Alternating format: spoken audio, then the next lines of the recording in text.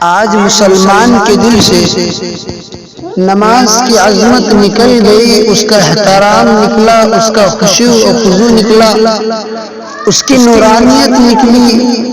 مسلمانوں نے نماز کے معاملے میں بے پرواہی کی، اللہ پاک نے رحمت کی چادر اتار دی۔ بے اطمینانی ہے، بے چینی ہے، اضطراب ہے پوری کائنات انسانی میں۔ صدر مملکت سے لے کر معمولی قسم کے آدمی تک سب بے چین ہیں، اس لیے کہ ہم نے اللہ کے احکام کو توڑا ہے۔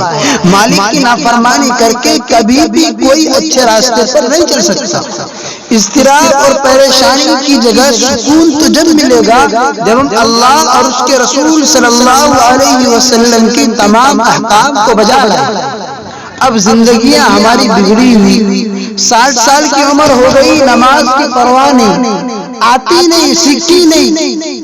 مسلمان کے گھر میں پیدا ہوا، مسلمان بن کے مر رہا ہے، مگر مرتے وقت بھی کلمہ صحیح نہیں، سبحانک اللہ یاد نہیں، اتحیات یاد نہیں، دعائے قنوت یاد نہیں، ساری زندگی میں کبھی ان چیزوں کی ضرورت نہیں سمجھی۔ پروردگار عالم جل شانہ نے ارشاد فرمایا، او میرے بندے اگر تو نماز میں کھڑا ہو، میرے سامنے عاجزی کر، رکوع کر، سجدہ کر، اتحیات میں بیٹھ کر مجھ سے مناجات کر۔